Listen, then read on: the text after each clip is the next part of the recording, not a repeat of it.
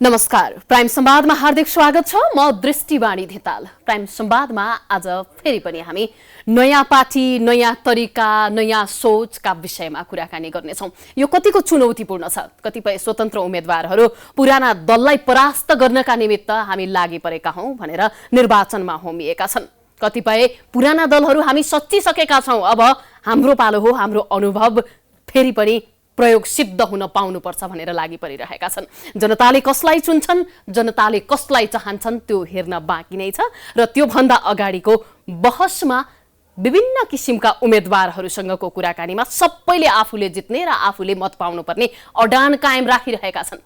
यस्तै अडान कायम राख्ने आज एकजना व्यक्तित्वलाई हामीले निम्त्याएका छौं। उहाँ हाम्रो नेपाली पार्टीसँग आबद्ध हुनुहुन्छ, तर पनि आफूलाई स्वतन्त्र उम्मेदवार भनिरहनु भएको छ र लौरो चिन्हबाट चाहिँ उहाँले उम्मेदवारी दर्ता गर्नु भएको छ। कार्यक्रममा स्वागत गर्छु। स्वागत छ यहाँलाई। नमस्कार, म कोशराज सुवेदी, हजुर, काठमाडौँ क्षेत्र नम्बर 2 को लौरो उम्मेदवार। अब पार्टी संरचनामा विश्वास छैन भन्ने खालको एउटा मत देखिन थालेको छ नेपाली राजनीतिभित्र र त्योसँग चासो राख्ने व्यक्तिहरूमा। तपाईहरू फेरि पनि नयाँ पुस्ता पनि पार्टी संरचना भित्रै जानुपर्छ भन्नुहुन्छ, फेरि स्वतन्त्र रूपमा उम्मेदवारीको यहाँले पनि आह्वान गर्नुभएको थियो। कस्तो जन्जेलमा हुनुहुन्छ तपाईँ, बताइदिनुहोस्। यसो छ, मैले असारको 7 गते पशुपति परिसरबाट स्वतन्त्र उम्मेदवार घोषणा गरेका थिएँ।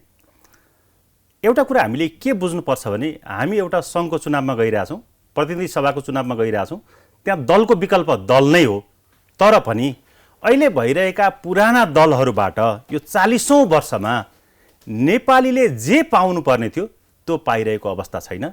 2,92,00,000 नेपालीको वृत्तिष्ठाको एउटा पात्र हो कोशराज सुवेदी। हामीले त्यसरी बुझ्नुपर्ने हुन्छ। मैले स्वतन्त्र उम्मेदवारी घोषणा गर्दाखेरि स्वतन्त्र उम्मेदवारले निर्वाचन आयोगबाट पाउने चुनाव चिन्ह एकदमै अन्तिम समयमा पाउने र काठमाडौँ 2 नम्बर क्षेत्रको कुरा गर्नुपर्दा यो एकदमै बृहत र विकट छ। काठमाडौँको 2 नम्बर वडा, 2टा वडा 9 र 32, कागेश्वरी मनराको 4, 5, 6, 7, 8, 9 नम्बर वडा र शङ्खरपुरा पुरै छ। आज नाङ्ले भारेका जनताले बिरामी हुँदा आफ्नो आँगनमा एम्बुलेन्स पनि ल्याउन नसक्ने अवस्था छ भने मैले अन्तिम आवरमा आएको चुनाव चिन्हलाई ब्रान्डिङ त गर्न सक्दिनँ, जहाँ 77,966 मतदाता पनि हुनुहुन्छ। त्यसको लागि मैले सापट्टीको रूपमा हाम्रो नेपाली पार्टीको चुनाव चिन्ह एमओयू गरेर लौरो चाहिँ लिएको छु। भनेपछि तपाईँ स्वतन्त्र उम्मेदवार हो। मैले स्वतन्त्र रूपमा घोषणा गरेँ, तर अहिले मैले आचार संहिताको हिसाबले स्वतन्त्र त भन्न सक्दिनँ, भन्न मिल्दैन पनि। मैले किनभने पार्टीको चुनाव चिन्ह लिइसकेको छु, तर मेरो विचार स्वतन्त्र छ। भोलि मैले स्वतन्त्रको रूपमा म सदनमा प्रतिनिधित्व गर्छु। पार्टीले स्वतन्त्र रूपमा काम गर्न दिन्छ भोलि जितेको खण्डमा? हामीले एमओयू गरेका छौँ। पार्टीले व्हिप नलाग्ने गरी कस्तो किसिमको सम्झौता गर्नु भएको छ? हामीले देशमा आँच आउने पनि आँच नआउने खालका जुनसुकै कुराहरू हामीले चाहिँ सदनमा बोल्न सक्छौँ। यो पार्टीले नेपालैभरिबाट 165 कस्ता कस्ता कुराहरू हुन्, मलाई त्यो पनि जानकारी गराउनुहोस् न। त्यो अहिले मैले ठ्याक्कै बोकेर त आइन, नभए म तपाईँलाई यी मिडियामा देखाइ पनि दिन्थेँ हैन। तपाईहरुले एजेन्डा मसँग यो छन्, यो विषयमा सम्झौता भएको छ, हामी यसरी अगाडि बढ्छौँ भन्ने कुराहरू गर्न सक्नुहुन्न। चुनाव जित्ने आधार यस्तो हुन्छ? यस्तो छ, चुनाव जित्ने आधार, म विकास प्रेमी मान्छे, मसँग धेरै आधारहरू छन्। हामीले घर दैलोको सुन्नु न, जनताले पत्याउनका लागि विकास प्रेमका कुरा, पूर्वाधार निर्माणका कुरा, आर्थिक समृद्धिका कुरा, शान्ति सुशासनका कुरा धेरै पहिलादेखि उठिरहेका छन् क्या। यो कुरा पत्याउन जनता मान्दैन नि त। म तपाईको टेलिभिजन मार्फत के प्रकाश पार्न चाहन्छु भने आज 40औं वर्षमा पार्टीले दिएको घोषणापत्र कुन पार्टीको नराम्रो थियो भनिसो त? घोषणापत्र राम्रो थियो। त्यो घोषणापत्र तपाईले मान्नुहुन्छ, तपाईले पालना गर्नुहुन्छ भन्ने आधार के त फेरि? हैन, घोषणापत्र राम्रो थियो, तर 40औं वर्षमा घोषणापत्र अनुसारको काम हुन सकेन। त्यसको विश्लेषणको एउटा पात्र हो म सदनमा जान खोजिरहेको। र मलाई यो पल्ट काठमाडौँ क्षेत्र नम्बर 2 का जनताले 77,966 जना मतदाता हुनुहुन्छ, उहाँले मलाई पठाउनुहुन्छ। त्यो हाम्रो डाटा सर्वेक्षण पनि हामीले गरिसकेका छौँ।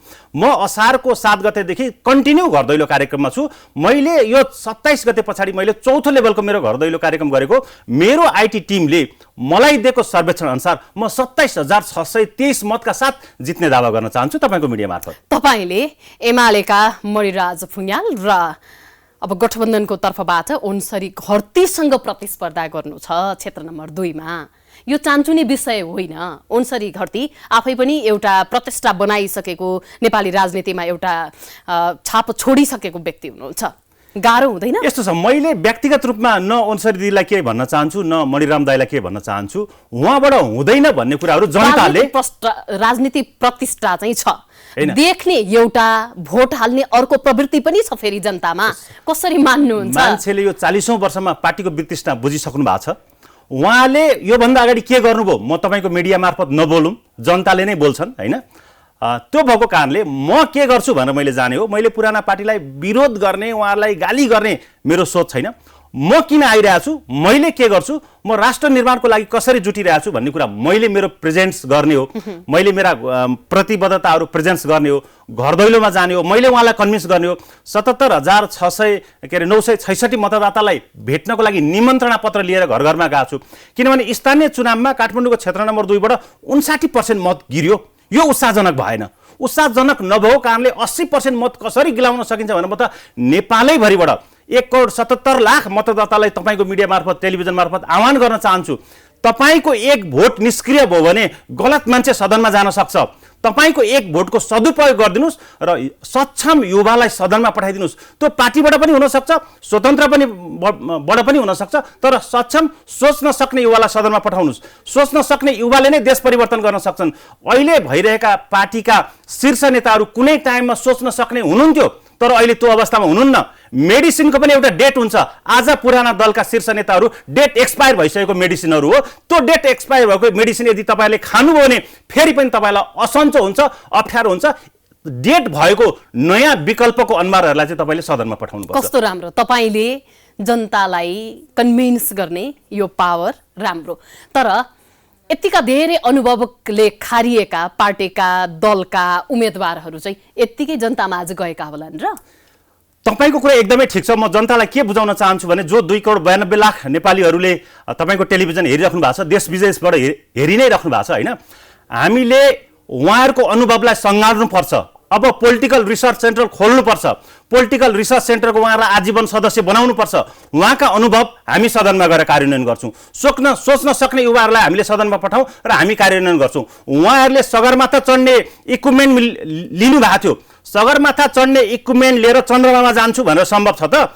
चन्द्रमा जाने इक्विपमेन्ट युवाहरूसँग छ। पार्टीबाट होस्, स्वतन्त्रबाट होस्, नयाँ अनुहारहरूलाई सदनमा पठाउनुपर्छ।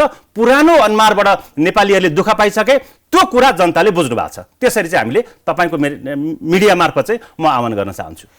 तपाईँलाई कुनै दलले तपाईँ हाम्रो पार्टीमा आउनुहोस् भनेन? आखिरमा तपाईँ नेपाली दलले मलाई राम्रै दलले पनि अफर नगरेको होइन। मलाई स्वतन्त्र रूपमा आह्वान गर्दै गर्दाखेरि दलमा हेर्नुहोस् है, दलमा के छ भने दलमा राम्रा र नराम्रा कामको ताली बजाउनुको विकल्प छैन सदनमा। म ताली बजाउन सदनमा गइरहेको छुइनँ। म समृद्धिको लागि, नेपाल र नेपालीको समृद्धिको लागि आवाज राख्न गइरहेको छु। यो आवाज जीवन्त मिडियामा बस्नेछ, जीवन्त रेकर्ड हुनेछ। यदि मैले उठाएका आवाजहरू कार्यान्वयन भएनन् भने, दलहरूले त्यहाँ सदर गरेनन् भने अर्को आउने 5 वर्षको चुनावमा दलहरूले 165 ठाउँमा उम्मेदवारी नदिए हुन्छ भन्ने म घोषणा गर्न चाहन्छु। त्यो भएको कारणले वितृष्णाको पात्र हो म यो सदनमा। त्यो भएको कारणले म दलमा हटाउन सकिनँ।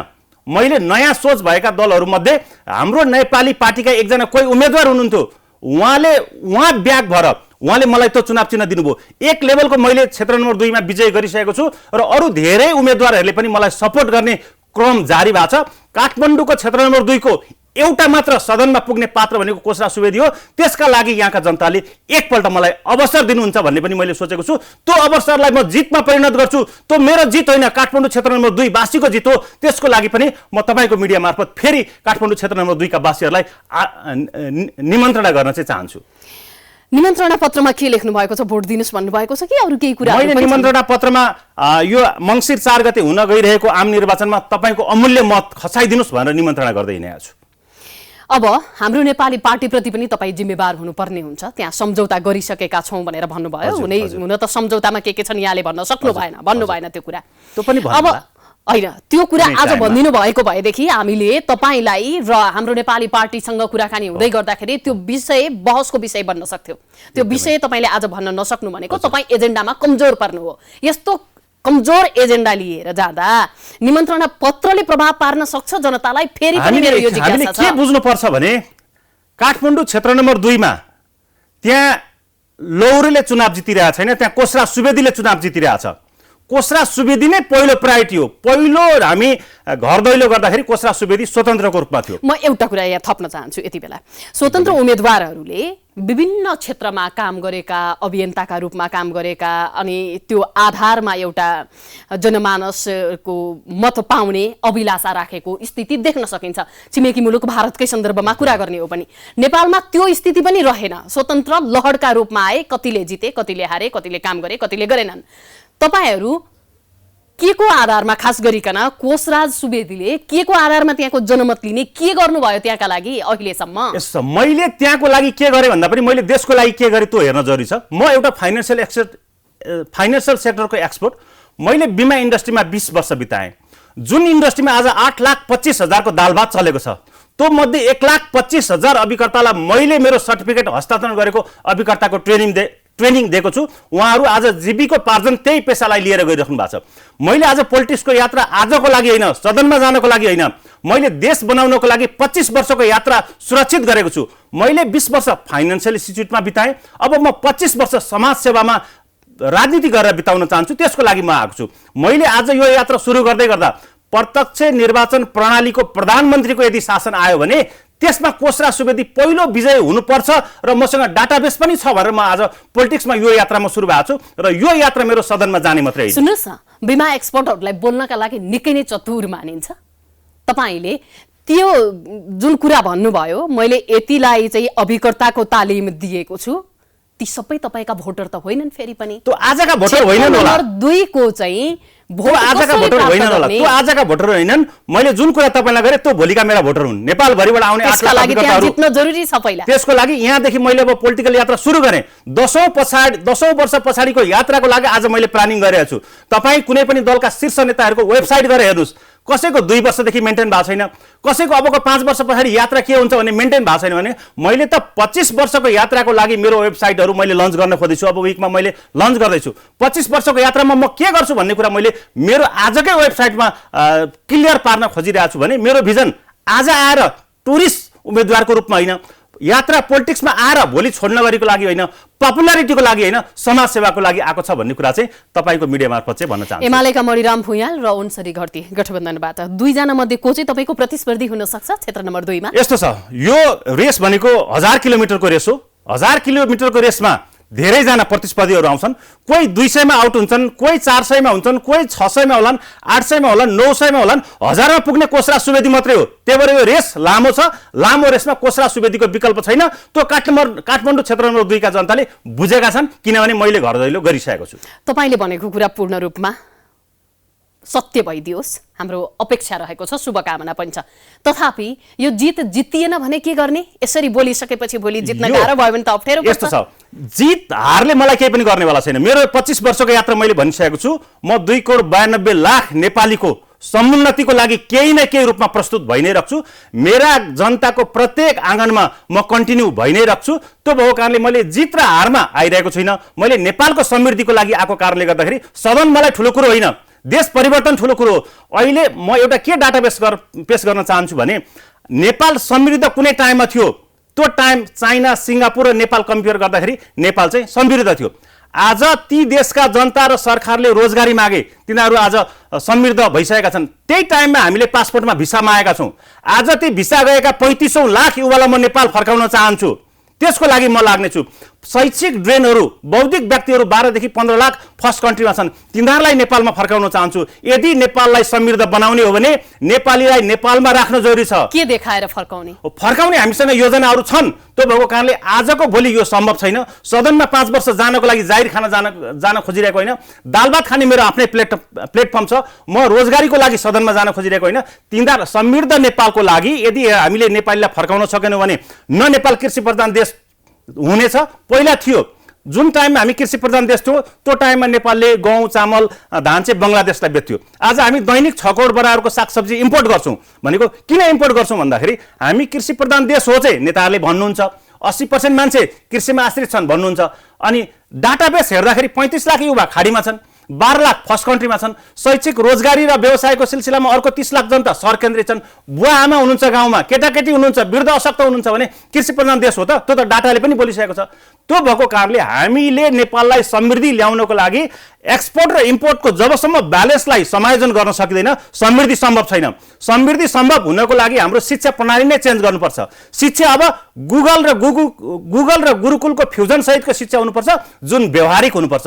त्यो भएको कारणले हामीसँग धेरै डाटाबेसमा काम गर्नुपर्ने छ। आजको भोलि चमत्कार सम्भव छैन। 5 वर्षमा हामीले राम्रो इन्डिकेटर चाहिँ दिन सक्छौँ, सदनमा गएर राम्रा कुराहरू राख्न सक्छौँ। यदि यो कार्यान्वयन भएनन् भने अर्को 5 वर्षको चुनावमा पार्टीहरू सबै बहिष्कार हुन्छन्। कुरा गर्दै गर्दा मलाई जित आवश्यक छैन भन्नुभयो, एकछिन अगाडि मेरो जित सुनिश्चित छ भन्नुभयो। मैले तपाईको एन्सर देखो, जित र हारमा पनि म त्यहाँका जनतासँग प्यारलली हुन्छु। सडकमा बसेर संसदमा उठाउने आवाज उठाउन सकिँदैन भन्ने तपाईले देख्नु भएको छ। एकदमै। संसद भित्रै पनि एउटा सांसदको बोली सुनिँदैन भन्ने एउटा परिस्थिति पनि तपाईले देख्नु भएको छ। एकदमै। फेरि पनि यो लडाई लड्न सजिलो छ भन्ने कुरा तपाईलाई कसरी लाग्छ? यसो छ, यो लडाईको सुरुवाती हो, यो अन्त्य होइन। लडाईको सुरुवातमा होला म एकैजना मात्रै त्यहाँ उम्मेदवार पुगौला, तर मेरा विद्रोहका आवाजहरू त्यहाँ बोलिन्छन्। त्यहाँ प्रेम सुवालका आवाजहरू 5 वर्ष अगाडिदेखि बोलिएका छन्। त्यसमा अर्को एकजना उम्मेदवार थपिने कन्फर्म छ, तर म मात्र होइन। यो पल्ट नेपालभरि सक्षम युवाहरू 165 ठाउँमध्ये धेरै ठाउँबाट आउनुहुन्छ, विद्रोहका आवाजसहित आउनुहुन्छ, समृद्धिको आवाजसहित आउनुहुन्छ र सदनलाई यसपालि थ्रेट छ, शीर्ष नेताहरूलाई थ्रेट छ। मलाई त लाग्छ धेरै ठाउँमा शीर्ष नेताहरूलाई नै गाह्रो भइरहेको स्थिति छ र उहाँहरू गठबन्धन गरिराख्नु भएको छ। टाउको काट्ने र टाउको काटिने बीच गठबन्धन छ। यो के को लागि? त्यो भएको कारणले उहाँहरूलाई डर छ। उहाँहरूलाई हामीले यसपालि विदा पनि गर्नुपर्छ, बुढेसकाल पनि लाग्यो। उहाँलाई हामीले ससम्मान रिसर्च सेन्टरको आजीवन सदस्य बनाएर उहाँहरूका अनुभवहरूलाई सङ्घालौँ र युवा पुस्ता, यदि पार्टीमा पनि सम्भव छ भने उहाँहरूले युवा जेनेरेसन नयाँ अनुहारलाई पठाउन सक्नुहुन्थ्यो। उहाँहरूले चाहिँ के पाइरहेको कुर्सी पकडिराख्ने हो त? उहाँहरूका पार्टीमा पनि राम्रो छवि भएका सोच्न सक्ने युवाहरू थिए नि त, पठाउन सक्नु भएन भने त्यहाँ नातावाद छ, कृपावाद छ, आफै मात्रै के अरे कुर्सीमा बसिराख्नु पर्ने सोच भएका व्यक्तिहरू हुनुहुन्छ र यो सोच बिग्रिसकेको छ। यो सोच बिग्रेको सोचले सम्पन्न नेपाल, समृद्ध नेपाल सम्भव छैन। त्यो भएर नयाँ सोच भएका नेपालैभरिबाट युवाहरूलाई चाहिँ आउनको लागि म आह्वान गर्छु। यो राजनीतिक दलले अर्को पार्टीलाई अथवा स्वतन्त्र उम्मेदवारले नै अर्को दलका नेतृत्वकर्ताहरूलाई गाली गर्ने प्रवृत्ति छ नि, निर्वाचनका बेलामा होस् या अरू बेलामा यो आवश्यक छ? आफ्ना एजेन्डालाई बुलन्द बनाउने भने आफ्ना नागरिकलाई छैन, गाली नगरौँ। उहाँहरूलाई ससम्मान विधा होइन, मैले त ससम्मान विधा गरौँ भनिरहेको छु। गाली किन गर्ने? उहाँले अहिलेसम्म यो आजको प्लेटफर्म म उम्मेदवार उठ्नको लागि बनाइदिएको प्लेटफर्म त उहाँहरूले हो नि त। त्यो भएको कारणले उहाँलाई किन गाली गर्ने? उहाँहरूले 100 अङ्कको इक्जाममा 10 अङ्क ल्याउनु भएको छ र पनि पास हुनु भएको छ। त्यो भएको कारणले गाली नगरौँ, विसर्जन गरौँ। गाली गरेर गइसकेको कुराहरूको केही पनि हुँदैन। मैले काठमाडौँको क्षेत्र नम्बर 2 का जनताहरूलाई अब गर्नुपर्ने विकास कोसराज सुवेदीको अभिभारमा रहेछ। उहाँले 40औं वर्षमा गर्नु भएन। काठमाडौँको क्षेत्र नम्बर 2 ले राष्ट्रपति पायो, प्रधानमन्त्री पायो, शीर्ष नेताहरू पाए, तर नाङ्ले भारीका जनताले बिरामी हुँदाखेरि एम्बुलेन्स आफ्नो आँगनमा पाएनन् भनेपछि त्यहाँ अन्याय भएको छ। त्यो अन्यायको काम गर्नको लागि उपरवालाले मलाई पठाएको, म एउटा अवतारको रूपमा काठमाडौँको क्षेत्र नम्बर 2 मा जाँदैछु। त्यो अवतार कोसा सुवेदी हो। यो मलाई चाहेर नचाहेर उपरवालाले पठाएको र म गरेर देखाउँछु। तपाईँकै टेलिभिजनमा 5 वर्ष पछाडि फेरि पनि अर्को चुनावमा त्यहाँनेरि लगभग 50% भन्दा माथिको बहुमत सहित जित्ने उम्मेदवार पनि मै बन्ने गरी काम गर्छु र यो टेलिभिजनमा तपाईँलाई मैले बाचा पनि गरिरहेको छु। यो पटक जितिएन भने फेरि 5 वर्ष पछाडि प्रयास गर्ने होइन, जितेर 5 वर्ष पछाडि पनि पपुलरिटीको मत सहित फेरि जित्ने गरी काम गरेर देखाउँछु। पत्याउँछन् जनताले साँच्चै? फेरि पनि जनताले टेस्ट गर्नुहुन्छ। जहाँ 77,966 मतदाता हुनुहुन्छ, कोसराज सुवेदीको विकल्प छैन। एउटा प्लेटफर्ममा कम्पेयर गरेर हेरौँ, हरेक जनता राजनीतिक दलका कार्यकर्ता जस्ता छन्। स्थानीय तहको निर्वाचनमा हामीले धेरै ठाउँमा देखेका छौँ कांग्रेसले माओवादीलाई भोट हाल्न सकेको छैन। एकदमै त्यो दलगत प्रवृत्ति यहाँभित्र रुख चिन्ह राखेर लौरुमा भोट हाल्नलाई जनता आउँछन् त्यति सजिलै? यस्तो छ, आउँछन् आउँदैनन् भन्ने कुरा अस्ति स्थानीय निर्वाचनमा पनि केही कुरा प्रश्न भइसकेको छ होइन। अस्तिको स्थानीय निर्वाचनमा काठमाडौँको कुरा गरौँ, काठमाडौँका शीर्ष दलका नेताहरूले यही कुरा गर्नुहुन्थ्यो, तर त्यो कुरा दलका नेताको रहेछ, जनताको होइन रहेछ नि त। त्यो प्रमाणित भइसकेको कुरामा कुनमा छाप हान्नुहुन्छ भन्ने कुरा त उहाँहरूले ब्यालेट हेरेपछि थाहा पाउनुहुन्छ। जब ब्यालेट हेर्नुहुन्छ त्यहाँ लौरोको विकल्प देख्नुहुन्न। त्यसमा म विश्वस्त छु। जुन मेरो आइटीको टिमले, मेरो डाटाबेसले त्यो कुरा बोलिसकेको छ, मैले तपाईँको मिडिया मार्फत एनाउन्स पनि गरिसकेको छु। लौरो चिन्ह नभएर यदि अरू चिन्हबाट तपाईँले चुनाव लड्नुपर्ने हुन्थ्यो भने यो किसिमको आत्मविश्वास आउँदैन थियो होला है? त्यतिखेर के हुन्थ्यो म अहिले ठ्याक्क भन्न सक्दिनँ। मसँग अहिले लौरो बालेनले एउटा स्वतन्त्र रूपमा जाने र युवा वर्गमा लौरोप्रतिको छाप राम्रोसँग राखिदिए होइन। लौरो एउटा स्वतन्त्रको प्रतीकको रूपमा आएको छ। म आफै एउटा स्वतन्त्र, मैले त्यहाँ भएका जनताहरूलाई स्वतन्त्र रूपमा सेवा दिने गरी म स्वतन्त्र नै हो। मैले 2 करोड 92 लाख नेपालीलाई न्याय दिने गरी म स्वतन्त्रकै रूपमा सदनमा हुन्छु। त्यसो भए अन्यायमा पर्ने चाहिँ हाम्रो नेपाली पार्टी भयो होइन। अन्यायमा नेपाली पार्टी पनि परेन, किनभने कोषराज सुवेदी जस्तो उम्मेदवारले लौरो चिन्ह बोकेर गइदियो। त्यसको लागि पनि हाम्रो नेपाली पार्टीले गौरव गर्नुपर्छ। कोषराज सुवेदी मैले पाएँ, ऊ त जुनसुकै चुनाव चिन्ह लिएर जान सक्थ्यो। खालि मलाई मेरो भौगोलिक स्थितिले विकटता भएको कारणले टाइमली चुनाव चिन्ह घर घरमा पुर्याउन नसक्ने भएको कारणले मैले उहाँहरूको चुनाव चिन्ह लिएँ।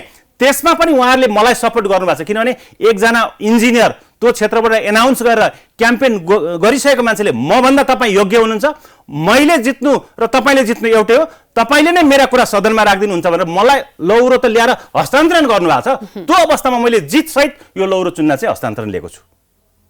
अब के गर्ने? यो बीचमा अझै केही दिन बाँकी छ। हामी यो बीचमा तपाईहरु निमन्त्रणा पत्र बाँड्दै हुनुहुन्छ, घर दैलो गर्दै हुनुहुन्छ, हामी अहिले चौथो लेभलको घर दैलो गर्दैछौँ।